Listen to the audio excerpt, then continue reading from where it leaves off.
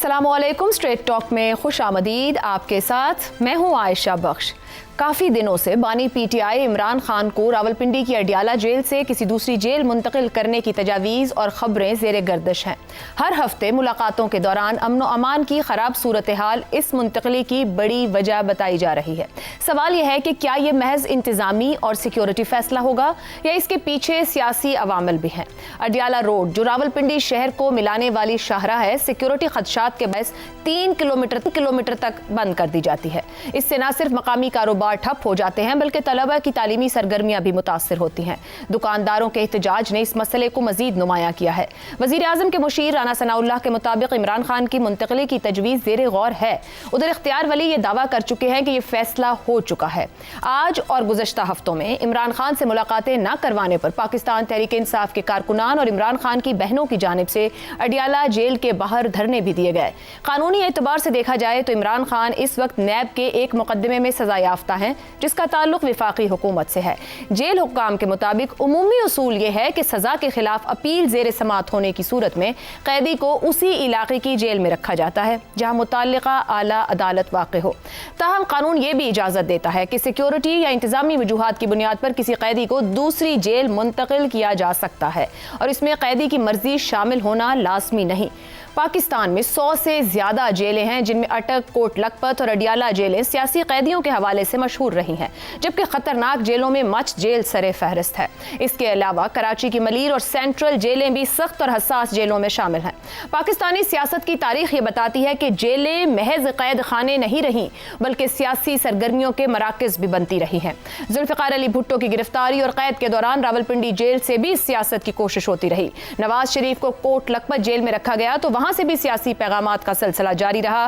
बेनज़ीर भुट्टो की जेल और नजरबंदी भी सियासत पर असरअंदाज हुई, जबकि आसिफ अली जरदारी की तवील कैद के दौरान भी बड़े वाक़यात होते रहे हैं। यही वजह है कि सियासी लीडर्स का जेल में होना हुकूमत वक्त के लिए बाज़ औक़ात सियासी आजमाइश भी बन जाता है। इसकी हालिया मिसाल खुद इमरान दौर में नवाज शरीफ की कैद है, जब नवाज शरीफ की बीमारी से मजबूर होकर उनको बाहर जाने की इजाज़त देना पड़ी थी। इसी तरह इमरान खान भी अडियाला जेल से सियासत पर असरअंदाज होते रहे हैं, जहां से उन्होंने अपनी सियासत की हाइप को कायम रखा है।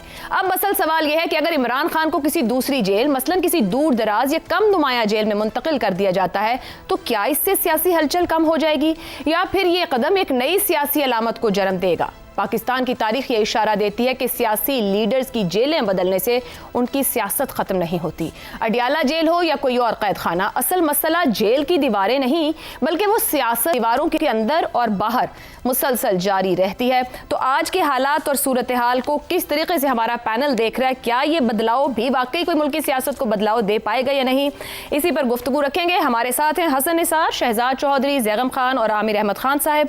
प्रोग्राम का सवाल आप सभी के लिए। बानी पीटीआई को अडियाला जेल से दूसरी जेल मुंतकिल करने की तजावीज़, 28 माह की कैद और अडियाला जेल से हो रही सियासत, क्या मुंतकिली से सियासी हलचल में कमी आएगी? हसन निसार साहब। अच्छा, आज सबसे पहले मेरी शामत आ गई है। अच्छा, पाकिस्तान की 78 साल तारीख में जी नाम निहाद जो सियासी हलचल जिसे आप कह रहे हो के बगैर कोई एक महीना भी गुजरा हो तो मुझे ज़रूर याद दिलाएं। आपकी कम सिनी आपका एडवांटेज है, इसलिए आपको एग्जोनरेट करता हूँ। कम सिनी, आई लाइक इट। बाकी जो मुअज़्ज़ज़ीन हैं ये बाकी जो मुअज़्ज़ज़ीन हैं ये भी मेरे नेड़े तेड़े नहीं तो आपको 10-12 साल का फ़र्क होगा। ये बता दें, सियासी यहाँ देखो, बात सुनो, हम अजीब लोग हैं। जमहूरियत नाम की कोई चीज़ नहीं भूले जा रहे हैं, सियासत नाम की कोई चीज़ नहीं भूले जा रहे हैं। ये बुज़कशी का मैदान है। खैर नहीं वे हमारे यहाँ सियासी जश्न होते हैं या सियासी सोग होता है, यही इस कौम का रोग है। एक शेर सुनो, ये ना होता तो कोई दूसरा गम होना था, हम तो वो हैं जिन्हें हर हाल में बस रोना था। 78 साल, कोई एक महीना बताओ कहीं ना कहीं कोई ना कोई गंद खाना न चल रहा हो।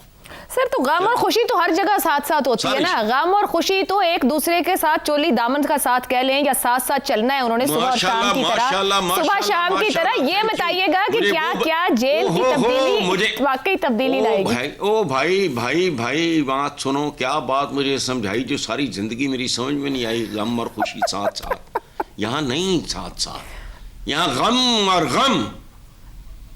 आपने खुद कहा जश्न कर्जों को, लूट मार को कर्जों को हम मईशत कहते हैं। और तुम्हारी तो वोकैबुलरी ठीक नहीं है। मईशत, वजीर खजाना छोड़ें, इत्तेहाद, वो पता नहीं क्या कहते हैं, यूनिटी फेथ, सब ना चलें आगे चलें। चलो नहीं, सवाल वही है कि अगर ये तब्दीली कर दी जाती है तो क्या सियासी हलचल में कमी आएगी, या जो एक हाइप मिलती है, गुफ्तगू होती है इश्यूज पे, वो कम हो सकती है या नहीं? नहीं, सवाल ही नहीं पैदा। ओके, नहीं होगा। ठीक, दुरुस्त हो गया। शहजाद चौधरी साहब, कैदी सियासतदानों की जेलें कहीं ना कहीं सियासी हरकियात पर तो असरअंदाज होती हैं। वो कोई भी जेल हो, जैसे कुछ हवाले भी ऊपर दिए, लाहौर की हो, कोट लखपत हो, अडियाला हो, मच हो, अटक हो, लांडी जेल हो, और बड़े लीडर्स भी वहाँ पे रहे। आपके ख्याल में इस मुंतकली से, अगर इसको ज़रूरत समझा जाए या कानूनी तौर पर समझा जाए या हिफाजती तौर पर समझा जाए, पॉलिटिकल ग्राउंड के ऊपर या उस बनने वाले बयानिए के ऊपर क्या कुछ असर पड़ेगा? देखिए, आपने जो वजह बयान की है ना अपने इब्तदाइये के अंदर, वो तो मुझे ये समझ आई है कि 3 किलोमीटर तक सड़क बंद हो जाती है और उससे लोगों की आमदोरफ्त और कारोबार में मुश्किलात आती हैं। ये आपने मुझे बताया। तो अगर ये वजह है जिसकी वजह से कि हमारी इकॉनमी के अंदर, मईशत के अंदर, लोगों की ज़िंदगियों के अंदर बहुत आसानी आ जाएगी, तो फिर इसको ज़रूर कहीं ना जहाँ दूर से दूर मुकाम में वहाँ भेज देना चाहिए। दूसरा, शुक्र ये करना चाहिए कि ये किसी सरदार की जाती जेल में नहीं जा रहे, या किसी की प्राइवेट जेल में नहीं जा रहे, या किसी और ऐसी जेल में नहीं जा रहे जहां पर कि जैसे कि जुल्फ़िकार अली भुट्टो साहब के ज़माने में उनकी एक बड़ी फेमस जेल थी जो कि कश्मीर में कहीं थी, इफ्तिखार तारी साहब की कहते हैं चीखें वहां से निकला करती थी। उस किस्म की जेल में नहीं जा रहे, पाकिस्तान की जेल में ही जाएंगे जहां जाएंगे। और अगर पाकिस्तान की जेल में जाएंगे तो वो फिर जेल मैनुअल तो फिर सारे पूरे मुल्क में एक ही जैसा लागू होता है। हाँ, कुछ मुश्किलात ज़रूर आ सकती हैं। मिसाल के तौर पर जिस तरह से शायद जो खैबर पख्तूनख्वा वाले लोग जो हैं वो आसानी के साथ उठ के इस्लामाबाद, वैसे ही खैबर पख्तूनख्वा था इस्लामाबाद में रहता है, तो वो उनके लिए आसानी हो जाती है। शायद वो मुश्किल हो जाएगी उनके लिए इतना अपना सूबा छोड़ के, लेकिन फिर भी कुछ ऐसे लोग होंगे जो पहुंच जाएंगे, मच जेल चले जाएंगे। जहां पाकिस्तान में सियासी कैदी रहे, वो हैदराबाद में भी रहे, वो मुल्तान में भी रहे, वो मच में भी रहे, और बड़े खुशकिस्मत वो लोग होते हैं जिनको कोट लखपत मिलती है या अडियाला मिलता है, या उसके बाद कहीं कराची की कोई सेंट्रल जेल मिल जाए जहां पर के आसानी के साथ अस्पताल आना जाना आसान रहता है। तो डेफिनेटली उस लिहाज से देखा जाए तो वो शायद इनके पास प्रिविलेज नहीं है, लेकिन पाकिस्तान की एक इस वक्त मुजरिम डिक्लेयर होते हुए पाकिस्तान की जेलों में अगर कयाम है। एक और चीज है, वो ये है कि अदालतें भी जेलों में लगानी पड़ेंगी ना इनके लिए। तो सिर्फ और सिर्फ इनके लिए, इनकी फैमिली के लिए मुश्किलात नहीं है। वो जो जज साहिबान है जिन्होंने अदालतें लगाई, या फिर ये हो सकता है कि उन्होंने सोचा कि अच्छा अभी फिलहाल जो केसेस हैं उनको छोड़ दिया जाए, अदालतों की जरूरत नहीं है, ये बाद में देखेंगे, अगर कभी वक्त आया तो इनको फिर ट्राई करेंगे, फिलहाल ट्राई करने की। तो ये सब चीजें मुमकिन है, सब कुछ हो सकता है। फैमिली भी शायद बहुत मुश्किल से वहां पहुंचे। अच्छा, एक हमारे वो इन्हीं के एक वो थे, हमारे तो खैर साथी हैं हफीजुल्लाह न्याजी साहब, उनका बेटा है हसन न्याजी गालिबन, जी उसको पता नहीं कहाँ कोयटा में कहीं रखा हुआ है मेरा ख्याल है, काफी अब 2-2.5 साल से उन्होंने, मुझे नहीं मालूम कहाँ पे है, लेकिन इस तरह की चीजें होती रहती हैं और ये तो हो रही हैं। तो अभी हसन के साथ अगर पहले हुआ है तो अब इनके साथ हो जाएगा और इस तरीके से चलता रहेगा। ठीक, शहजाद साहब, जैसे अभी आप एक पॉजिटिव एक पॉजिटिव चीज बताऊं आपको। पॉजिटिव ये है, इन तमाम असरात से जब दूर होंगे जो कि अडियाला में उन पर असरअंदाज थे, यानी हो सकता है कि कुछ टूने और उनके से उनका भी जिक्र और उनके ऊपर असर आता हो, जब दूर ले जाएंगे तो उस असर वो भी असर भी कम हो जाएगा।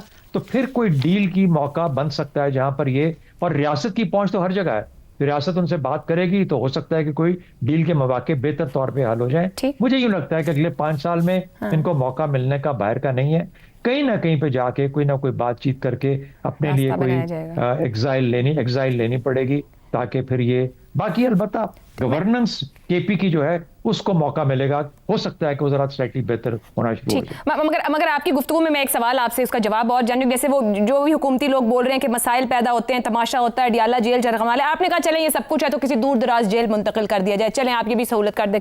आपके ख्याल में अगर कर दिया जाता है तो क्या सोशल मीडिया और डिजिटल सियासत का वो खलापुर कर हो पाएगा, जो कि बड़ा मसला और मामला है? गुज़िश्ता रोज़ भी एक हुकूमती वजीर ने प्रेस कॉन्फ्रेंस में जो नैरेटिव बिल्डिंग को हाइप मिलती है, क्या वो सब चीज़ें भी मादूम हो जाएंगी, कम हो जाएंगी, असर खो देंगी?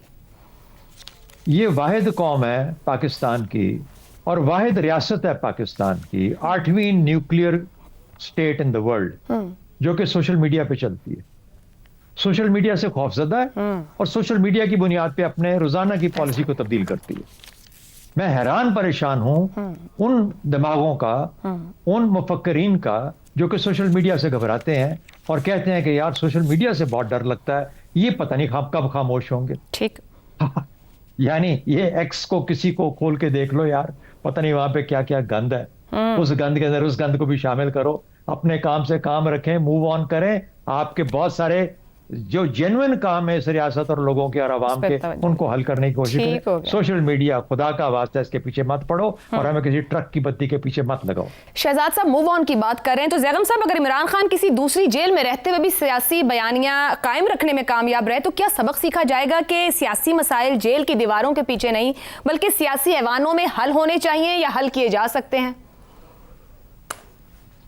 देखिए, बयानिया तो जेल को बदलने से नहीं बदला जा सकता और ना मेरा ख्याल है कि इमरान खान के जो एटीट्यूड है, उनकी राय है और जो उन्होंने मौक़िफ़ लिया हुआ है उसको जेल के बदलने से बदला जा सकता है। अब अगर आपने मुर्शिद की जेल बदलनी है तो मेरा भी एक मशवरा है और मेरा मशवरा ये है कि उन्हें डिस्ट्रिक्ट जेल पाकपतन भेज दें, वो ख़ुद भी रजामंद हो जाएंगे क्योंकि वहाँ बाबा फ़रीद के मज़ार की ठंडी ठंडी हवाएँ आती हैं। अब अगर ये फ़ैसला किया जाता है तो इंतज़ामी तौर पर तो हो सकता है कुछ सहूलत हो, कहा जा रहा है 3 किलोमीटर। देखिए, अडियाला मेन पिंडी से, पिंडी के सिटी सेंटर से बहुत दूर है, शहर पर ज़्यादा असर नहीं पड़ता। अब पिछले दिनों रात को लेट नाइट बल्कि अर्ली मॉर्निंग 2 बजे जब वाटर कैनन वगैरह इस्तेमाल की गई और उस वक्त पूरे पिंडी में से किसी ने ज्वाइन नहीं किया, वहीं जो 40-50 लोग थे वही मौजूद थे, इसलिए कि वो डिस्ट्रिक्ट जेल या अडियाला जेल दूर है शहर से। तो इसलिए इंतज़ामी तौर पर भी मुझे मालूम नहीं कौन सा फ़ायदा हो जाएगा। अब सियासी तौर पर तो हलचल इसके नतीजे में बढ़ेगी क्योंकि इस वक्त जो हमें नज़र आ रहा है कि मामलात एक एस्केलेशन लैडर पर हैं, दोनों तरफ से हरारत को कम करने की बजाय बढ़ाया जा रहा है। एक तरफ इमरान खान ने सुहेल आफरीदी को लगाया, सख्त तरीन उन्होंने बयानात दिए जो ट्विटर के ज़रिए से आए और उनकी जो लीडरशिप है उसमें भी ज़्यादातर ने बहुत ही सख्त ज़ुबान इस्तेमाल की है जो उससे पहले इस्तेमाल नहीं की गई थी। दूसरी तरफ हुकूमत ने अपनी तरफ से पाबंदियां लगाई हैं, मुलाकात पर पाबंदी लगाई है, आइसोलेट किया है उनको और पीटीआई वाले शिकायत कर रहे हैं कि उनको कैद तन्हाई में रखा गया है। अब अगर इमरान खान को किसी दूसरी जेल में भेजा जाता है तो उसका क्या मतलब है? इसको उस सख्ती में शिद्दत के तौर पर देखा जाएगा। पीटीआई इसको इसी तौर पर देखेगी कि जो मुख्तलिफ सख्तियाँ उन पर की जा रही हैं उनमें शिद्दत लाई जा रही है और ख़ास तौर पर इमरान खान के साथ जो सलूक हो रहा है उसमें शिद्दत लाई जा रही है। तो फिर पीटीआई क्या करेगी? पीटीआई ज़ाहिर है अपने तौर पर ज़्यादा शिद्दत लाने की कोशिश करेगी अपने एहतजाज में। अब हमें मालूम नहीं वो क्या करेगी, उसकी फ़ैसला साजी में क्या नतीजा निकलेगा, लेकिन हम स्पेकुलेट कर सकते हैं कि वो एहतजाज बढ़ाने की कोशिश करेंगे। जो नई लोकेशन होगी, नया जेल होगी जहाँ पे उनको शिफ्ट किया जाएगा, उसके इर्द गिर्द वो एहतजाज ले जाने की कोशिश करेंगे। दूसरे शहरों में एहतजाज को वो बढ़ाने की कोशिश करेंगे। बैनुल अक़वामी तौर पर अपना वो केस प्रेजेंट करने की कोशिश कर रहे हैं, उसमें वो बात बढ़ाएंगे। मज़लूमियत का जो नैरेटिव है उसमें वो इजाफा करेंगे। यानी वो जो कुछ कर रहे हैं उसको वो मज़ीद शद्दोमद के साथ करने की कोशिश करेंगे। यानी आपका जो सवाल था कि हलचल बढ़ेगी तो फिर बढ़ेगी। अगर डीएस्केलेट करना है फिर तो दोनों तरफ से मुख्तलिफ एक्शंस लेने होंगे। हुकूमत को थोड़ा सा मुलाकात में आसानियाँ पैदा करनी होगी, शेड्यूल बनाना होगा और इस बात की इजाज़त देनी होगी कि उनका ख़ानदान और उनके वकला और बेहतर है सियासी रहनुमा भी उनके साथ मिल सकें। दुरुस्त। और पीटीआई ने जिस तरीके का जिस तरीके की एक शदीद किस्म की एक तहरीक आप कह लीजिए या आप कह लीजिए कि अपने बयानिए में वो शिद्दत ले आए हैं, उसमें भी कमी लानी होगी। अपना वो सोशल मीडिया जिस तरह इस्तेमाल कर रहे हैं उसको भी रोकना होगा, अगर वो ये चाहते हैं कि बात उस मुज़ाकरात की तरफ जाए जिसका वो बार बार कहते हैं, जिसका वो इंदिया देते हैं। अगर वो वाकई मुज़ाकरात चाहते हैं तो फिर उन्हें भी पीछे हटना होगा, और क्योंकि इस वक्त उनकी ज़रूरत है, इस वक्त नहीं महसूस हो रहा कि वो किसी तहरीक के ज़रिए से गेम बदल सकते हैं। तो अगर तहरीक के ज़रिए से गेम नहीं बदल सकते तो फिर उन्हें मुज़ाकरात के लिए खुद भी कुछ रास्ता बनाना होगा, और हुकूमत को भी चाहिए, मुल्क का फ़ायदा भी इसी में है कि अब हम इस मामले से आगे बढ़ें। दुरुस्त है। आमिर अहमद खान साहब, एक राय यहाँ दिखाई दे रही है, मगर अगर इस बात को फैला लिया जाए कि जेलों से होती सियासत आज़ादी से पहले और आज़ादी के बाद, गुज़िश्ता 100-150 साल की भी बात कर ली जाए, सियासी मुखालिफिन को कैद में रखा जाता रहा, बड़े तजर्बात हुए, महलों से नज़रबंदी हो या काले पानी की सियासत तक, सियासी सोच को शिकस्त नहीं दी जा सकी, या वो कामयाबी नहीं मिली। कामयाबी मिली तो मैदान में मिली, सियासी मैदान की बात की जाए, पीपल्स पार्टी, नून लीग की मिसालें। बानी पीटीआई की सियासी सोच अच्छी है या बुरी, एक तरफ रखते हुए जेल बदलने से क्या शिकस्त देना मुमकिन हो पाएगा? सवाल ही नहीं पैदा होता Ayesha, and that I think is the key question. देखें, एक चीज़ जो हर शख्स को बचपन में ही मेरा ख्याल है समझ आ जाती है, वो ये है कि दुनिया में चाहे 7 अरब लोग हों, 8 अरब लोग हों, एक शख्स इस दुनिया में ऐसा होता है जिससे आप अपने बारे में झूठ नहीं बोल सकते, और वो आप खुद होते हैं। क्योंकि आपको तो सब पता होता है ना अपने बारे में। अब अगर मैं यहाँ पर बैठ के कहूँ कि मेरे बाल जो हैं वो जैगम खान से ज़्यादा काले और घने हैं, तो मैं अपने आप को ही बेवकूफ़ बना रहा हूँगा ना, मैं किसी और को तो कन्विंस नहीं कर सकता। इसीलिए ये जो इस तरह के मशवरे हुकूमत को दिए जा रहे हैं, या हुकूमत अगर इस तजवीज़ के ऊपर गौर भी कर रही है आयशा, तो मैं समझता हूँ कि वो अपने आप के साथ फ़रेब कर रही है, अपने आप के साथ धोखा कर रही है। और बिल्कुल यही उसका मैं मिसाल दे सकता हूँ कि अगर आपको इन्फेक्शन की वजह से बुखार चढ़ा हुआ है और अगर आप डिस्प्रिन खा के वो बुखार उतार लेते हैं, तो ये तो नहीं आप समझ सकते हैं ना कि इन्फेक्शन चली गई है, वो तो और ज़्यादा बढ़ती जाती है। सो इस मामले के अंदर आयशा, इमरान खान की location is not an issue. Logistics की बात हुई, इंतज़ामी चीज़ों की बात हुई। मैं आपको याद दिलाता चलूँ, जब 9/11 के बाद कराची में पहली बड़ी बॉम्बिंग हुई है, वो यूएस एम्बेसी के सामने हुई थी, अब्दुल्ला हारून रोड के ऊपर, जिसके बाद, और वो मेन सड़क है जो कि क्लिफ्टन को सदर से मिलाती है, क्लिफ्टन को बाकी के शहर से मिलाती है बाकायदा। वहाँ बड़ी सिक्योरिटी ज़्यादा बढ़ा दी गई, बड़ी चेकिंग वगैरह शुरू हो गई, शुरू में बहुत शोर मचाया, इवेंचुअली एम्बेसी रीलोकेट भी हो गई, लेकिन उसमें कई साल लगे, और उन सालों के दरमियान कोई शहर में जब एक दफ़ा लोगों को आदत पड़ गई तो कोई बहुत ज़्यादा प्रॉब्लम किसी को नहीं हुई। तो ये इंतज़ामी टाइप जो एक्सक्यूज़ दी जा रही हैं इस तजवीज़ के पर गौर व फिक्र करने के लिए, उनमें तो वैसे ही कोई वज़न है नहीं है। बात यह है कि आप एक प्रॉब्लम को डॉज करने की कोशिश कर रहे हैं, आप उसको एक फ़र्क नाम देने की कोशिश कर रहे हैं। आपका ख्याल है कि आपका इशू जो है वो मीडिया में होने वाली कवरेज है, जो कि इमरान खान को जेल में जब आप उनकी फैमिली को उनसे नहीं मिलने देते, या उनके सपोर्टर्स को उनसे नहीं मिलने देते, या पार्टी लीडर्स को उनसे नहीं मिलने देते, तो उस पर जो शोर मचता है उसकी शायद एक वजह यह है कि अडियाला ज़रा कन्वीनियंट है लोगों के लिए, मीडिया भी पहुँच जाता है, हर किस्म के लोग पहुँच जाते हैं। तो अगर हम उनको एक इनकन्वीनियंट जगह पर पहुँचा दें तो शायद इस मामले में कमी हो जाए। I don't think that is the problem. The problem is very simple, और वो कई दफ़ा, हज़ार दफ़ा उसकी निशानदेही भी की जा चुकी है। अभी चंद ही दिन पहले आयशा, आप ही के प्रोग्राम में हसन निसार साहब ने कहा था कि क्या है पीटीआई का बयानिया और इमरान खान का बयानिया, वो सिर्फ मौजूदा हुक्मरान तबके और उनके तर्ज़ हुकूमत से अवाम की नापसंदीदगी है, इसके अलावा और कुछ नहीं।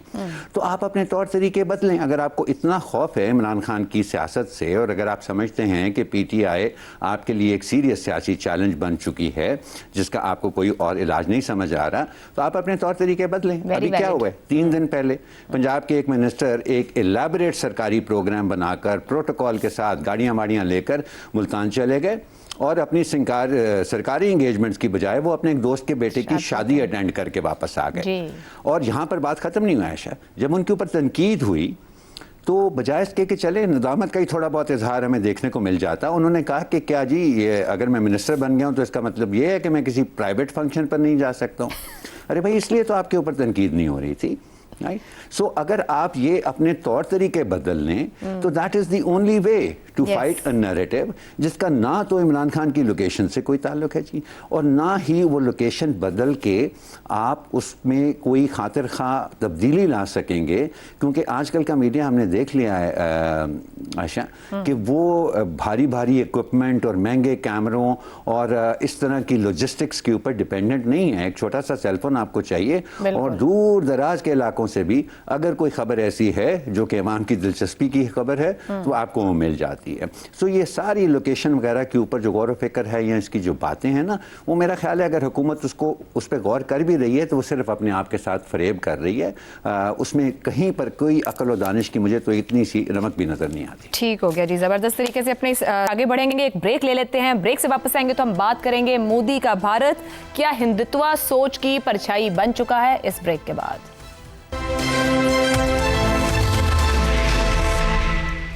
प्रोग्राम में एक बार फिर खुशामदीद।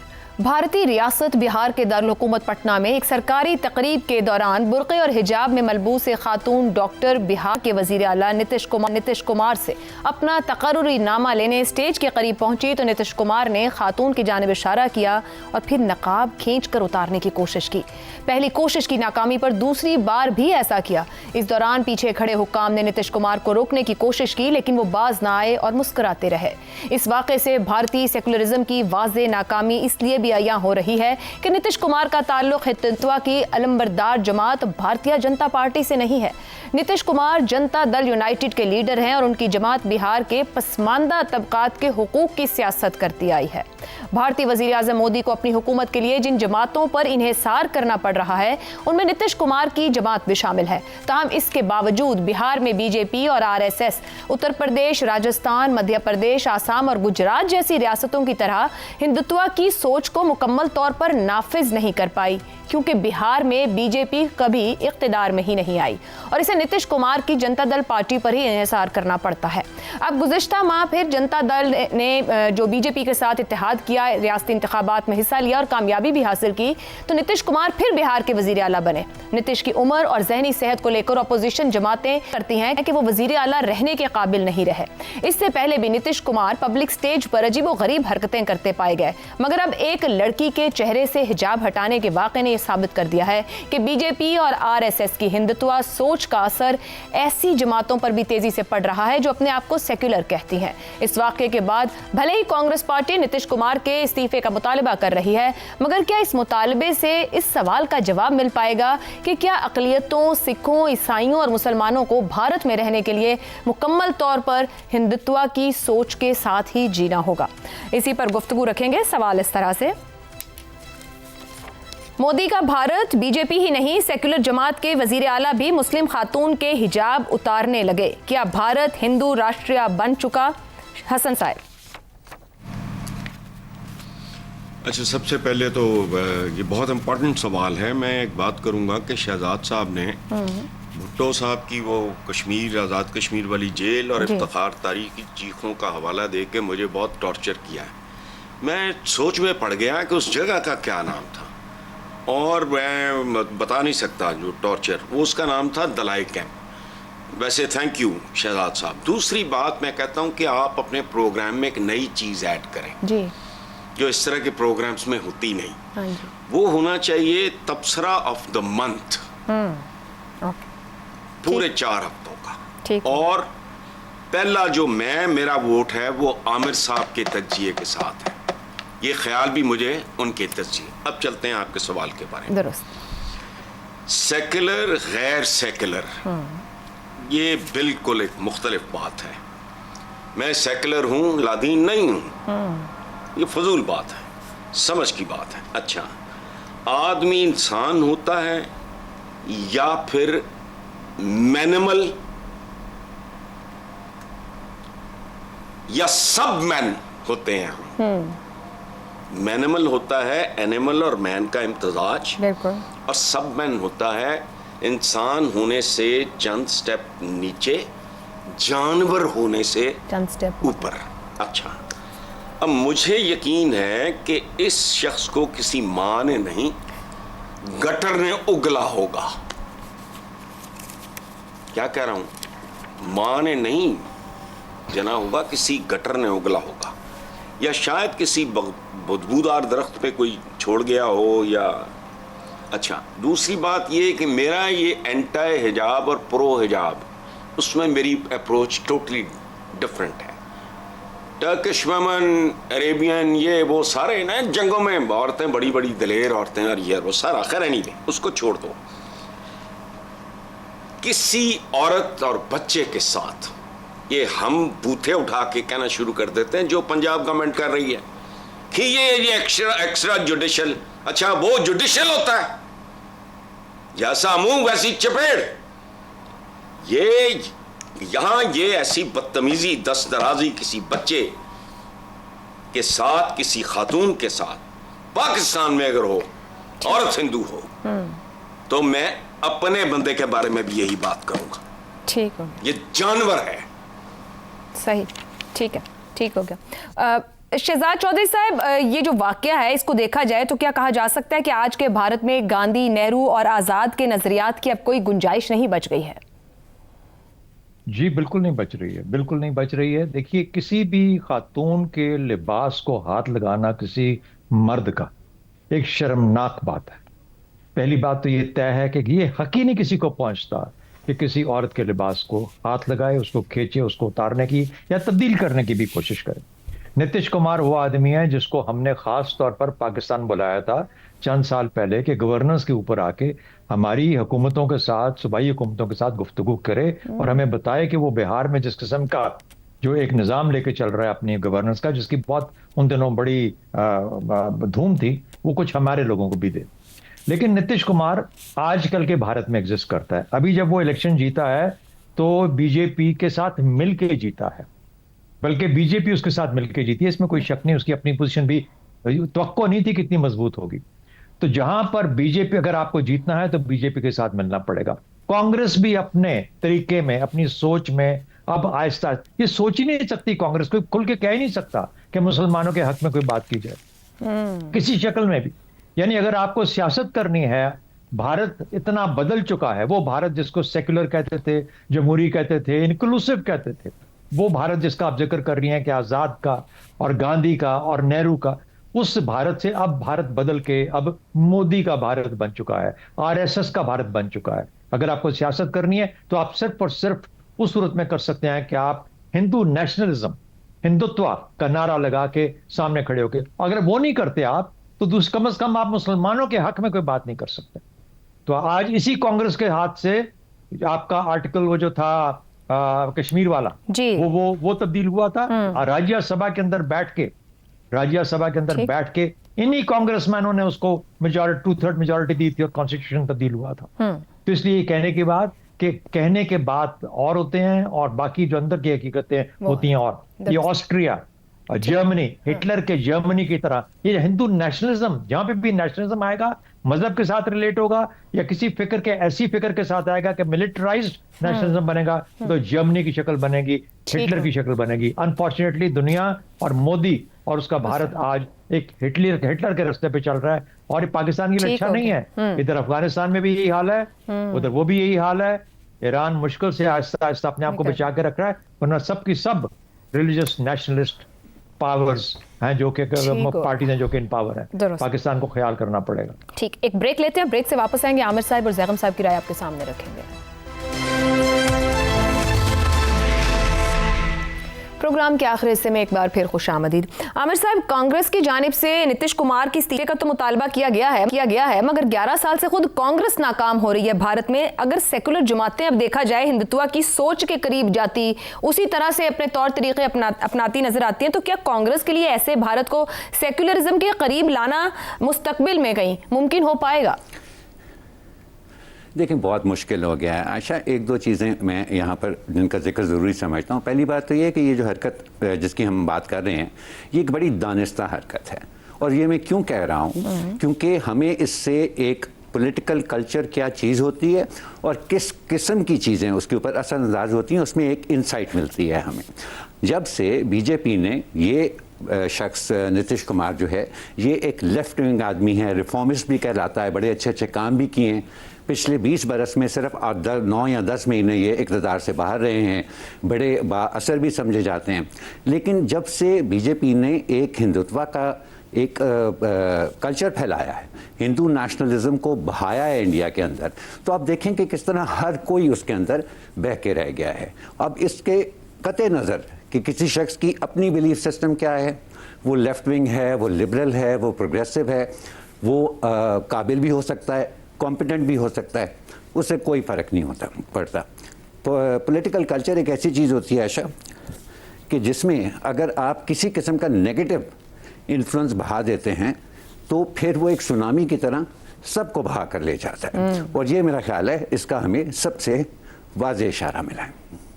दुरुस्त हो गया। ठीक, ज़ैगम साहब, ये जो वाकया जिसके ऊपर बहुत बात भी हो रही है कि शर्मनाक एक्शन किया गया एक वज़ीर आला की जानिब से, भारत में करोड़ों की तादाद में मुसलमान हैं, सिख मौजूद हैं, ईसाई हैं, दलित हैं, ये तो सबका जीना दूभर हो गया जो नज़र आ रहा है।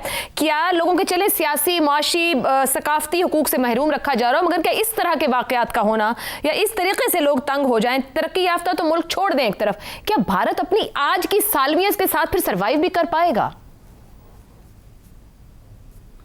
भारत अपने आप को एक सिविलाइजेशनल स्टेट कहता है। भारत एक ऐसी रियासत है जिस तरह की रियासत पहले कभी इस इलाके में मौजूद रही थी। वो कहते तो हैं कि एक भारत था, बड़ा भारत था, हमेशा था, फिर टूट गया, लेकिन हकीकत ये है कि इस तरीके से एक मुल्क के तौर पर भारत कभी वजूद में नहीं रहा, इतने बड़े मुल्क के तौर पर। तो एक एम्पायर जैसा मुल्क है जिसमें एक बहुत बड़ा तनव्वो है, और इस तनव्वो का वो इनकार करता है और ये इनकार करने लगा। एक वक्त तक इस बात पे वो फ़ख्र किया करते थे, अगरचे उस वक्त भी उसके अंदर मसाइल थे, लेकिन अब उसने इस बात पे फ़ख्र करना छोड़ दिया है। वो 1000 साला जो का बेहतरीन तहजीबी दौर था जिसमें मुसलमानों की बहुत बड़ी कंट्रीब्यूशन है, जिसमें संस्कृत सिविलाइजेशन और पर्शियनेट सिविलाइजेशन उसका फिजन हुआ और एक ज़बरदस्त किस्म की एक हिंदुस्तान की एक तहजीब उभरी, उससे तो मुकम्मल इनकार है। उसको वो दौरे ग़ुलामी करार देता है और अपने 1000 साल को ग़ुलामी करार देकर फ़ख्र करने की बजाय उसने अपने आप को इस एहसास कमतरी में मुब्तला कर लिया है जिसमें वो अपने ही मुल्क के मज़लूम तरीन, गरीब तरीन, किसी भी इंडिकेटर पर देख लीजिए, लोगों को उस पर हमला आवर हो गया, उन पर जालिम कहते हुए एक झूठी तारीख गढ़कर। मुसलमानों बेचारों के आप इंडिकेटर्स देखिए, दलितों से वो नीचे हैं और वो कहते हैं इन्होंने 1000 साल हम पे कब्ज़ा किया, इसलिए अब बदला लेने का वक्त है। और ये नैरेटिव इतना मकबूल हो चुका है कि तमाम जमातें किसी ना किसी शक्ल में इसी के पीछे चल रही हैं, इसी की तरफ जा रही हैं। अब आइनी तौर पर तो भारत सेक्युलर भी है, सही, आइन में सोशलिस्ट का लफ्ज़ भी लिखा हुआ है, लेकिन अब भारतीय माशरा और भारतीय सियासत ना वो सोशलिस्ट रही है और ना वो सेक्युलर रही है, बल्कि वो हिंदू इंतहा पसंदी की तरफ जा रही है, जहाँ पे मजहबी अक़लियतों की लिंचिंग होती है, उनको सड़क पे मारा जाता है, इस शुबे में, इस इल्ज़ाम में मारा जाता है कि तुमने गाय का गोश्त खाया है, तुम गाय को लेकर जा रहे हो। छोटी छोटी बात पर उनकी ज़िंदगी तंग की जाती है। ठीक, और कोई डिवाइडिंग लाइन नहीं बची। अब इसको आप देखिए, जो बात हुई चीफ मिनिस्टर साहब की, नीतीश कुमार की, अब उससे तो ये लगता है कि नत्था Singh and Prem Singh one and the same thing. और आखिर में हमारी आप देखिए बदकिस्मती या सितम ज़रीफ़ी देखिए कि हमारे मगरब में एक तरफ हैबत राष्ट्रीय है जो इस्लाम के नाम पर औरतों को ग़ुलाम बना रही है। 1500 साल पहले जो इस्लाम ने हकूक़ दिए थे औरतों को, खींच रही है, उसको इस्लाम के नाम पर वो छीन रही है। इस्लाम के नाम पे हम पे हमलावर है, इस्लाम के नाम पे दहशतगर्दी करवा रही है। दुरुस्त। और दूसरी तरफ मोडी राष्ट्रीय है जो मुसलमान बच्चियों बेचारियों को उनको पसंद का लिबास नहीं पहनने दे रही, उनका बाहर निकलना उसने दो भर किया हुआ है, मुसलमानों की जान की दुश्मन है, और वो हम पर इस वजह से हमला आवर है कि हम मुसलमान हैं। पाकिस्तान को अपने मुसलमानों के साथ जोड़ के दोनों को टारगेट करने की कोशिश कर रहे हैं। Difficult times Indeed. ठीक हो गया ज़ैगम साहब। किसी प्रोग्राम को यहाँ पर क्लोज करेंगे। आज के लिए इतना ही, इजाज़त दीजिए, अल्लाह हाफ़िज़।